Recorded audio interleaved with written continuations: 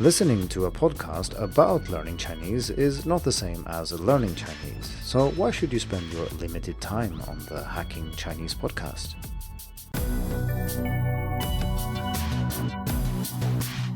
Hello and welcome to the Hacking Chinese podcast. In this week's episode, we are going to talk about this podcast. To be more precise, we're going to talk about what this podcast might bring to your Chinese learning.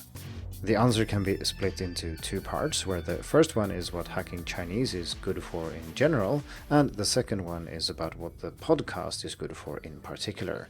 So let's start by discussing briefly why it makes sense to spend at least a little bit of time thinking about how you learn Chinese. It might sound obvious that thinking about how you do something is important, but the problem here is that the Hacking Chinese podcast is in English, and you are learning Chinese. As discussed in more detail in episode 310, learner podcasts have way too much English in them, and this one has 100% English almost, and that would then disqualify it as any kind of learning Chinese directly, of course. I'm not claiming that listening to my podcast will help you learn Chinese directly, but I'm convinced that it will help you learn indirectly by improving the way you learn Mandarin. A good example of that would be the episode that I just mentioned, 310, where I warn against listening to podcasts that have too much English in them.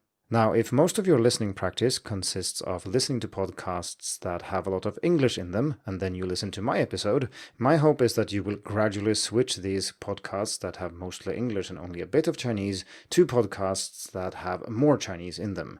And in the long run, this will be hugely beneficial for your Chinese learning. I know this example is a little bit crude, but I think it should be clear why discussing something in English can still help you learn Chinese.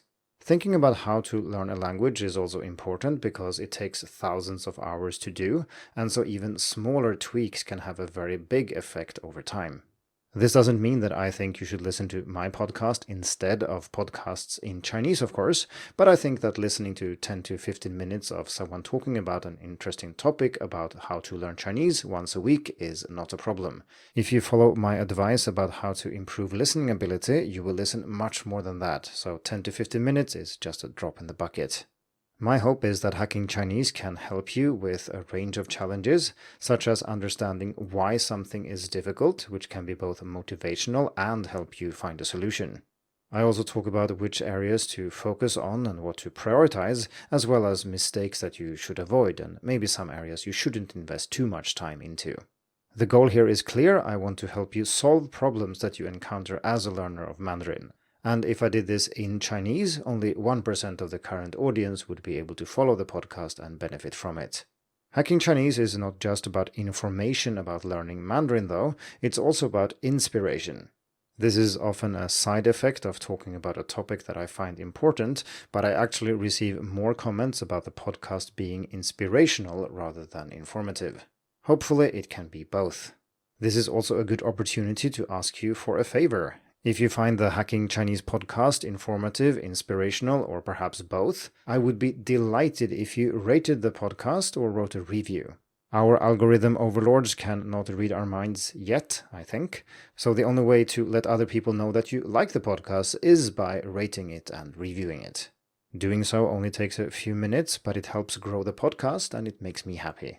This brings us to the second part of the answer, which is about this podcast specifically rather than Hacking Chinese in general. So why did I decide to create a podcast in the first place, and why am I still going after 300 plus episodes? Well, the main reason is that I want to provide more ways of accessing Hacking Chinese content. This could just be because you prefer listening to me talking about these topics rather than reading articles on Hacking Chinese, or perhaps you're like me, you have more time for listening than reading. So if there is a podcast, you will listen to it, but if there wasn't, you might not have time to read the articles. I'm able to keep up with a lot of interesting content online because it is available in podcast format rather than as written articles. This is likely true for most people because you can combine listening with many more activities than you can reading.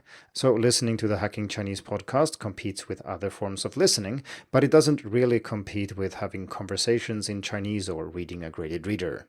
Finally, some content just works better in a podcast episode compared to an article. So for example, when the topic is pronunciation, in a podcast episode I can pronounce the words, I can even show what people might be doing wrong and what the difference is, which is very hard or impossible to do in writing. Naturally, the flip side of this is that some things are actually much harder to talk about on the podcast, so Chinese characters would be a good example. While I think most of my articles, even those about Chinese characters, work quite well on the podcast too, I think sometimes you just have to see what I'm talking about, just as when it comes to pronunciation, you need to hear it. So therefore, it's great to have a podcast, so there are both podcast episodes and articles, and you can decide how you want to access my content based on preference or what topic I'm talking about. I hope you enjoy listening to the podcast as much as I do recording it, and if you do, please remember to rate it and write a review. Thank you for tuning in to the Hacking Chinese podcast. If you like this episode, please share it. More information and inspiration about learning and teaching Chinese can be found at hackingchinese.com. See you in the next episode, and until then, good luck with your studies.